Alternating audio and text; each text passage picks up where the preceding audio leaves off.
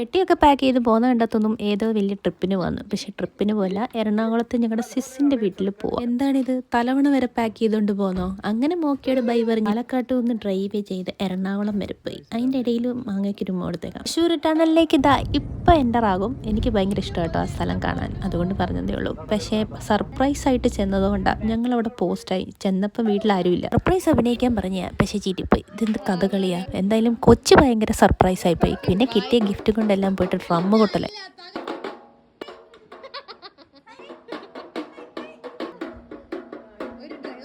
നമ്മുടെ പീക്കിരി പിന്നെ പൊളിയല്ലേ. അവിടെ ബർത്ത്ഡേക്ക് അവൾ തന്നെ ഡെക്കറേഷന് ഹെൽപ്പ് ചെയ്യുന്നു. അതാണ് ഞങ്ങളുടെ പീക്കിരി. ഒരു ഗുഡ് അപ്രീസിയേഷൻ അവർക്ക് വേണ്ടി കൊടുക്കണം കേട്ടോ എല്ലാവരും. ഡെക്കറേഷൻ, കേറ്ററിങ്, അങ്ങനെ എല്ലാ പരിപാടിയും ഞങ്ങൾ തന്നെ. അങ്ങനെ കേക്ക് കട്ടൊക്കെ കഴിഞ്ഞിട്ട് എല്ലാവരുടെയും ഗിഫ്റ്റ് റിമൂവലായിരുന്നു. ആ ഗിഫ്റ്റ് റിമൂവൽ ആത്മാർത്ഥമായിട്ട് പണിയെടുത്ത 2 വ്യക്തികളാണ് കേട്ടോ ഇത്. പിള്ളേരുടെ കളി ചെക്കന്മാർ ചെയ്ത് എങ്ങനെ ഇരിക്കുമെന്ന് കാണാം. ഇതിൻ്റെ പകുതി ഇൻട്രസ്റ്റ് പഠിക്കാനുണ്ടായിരുന്നെങ്കിൽ ഇവനൊക്കെ പണ്ടേ രക്ഷപ്പെട്ടു പോയേനെ.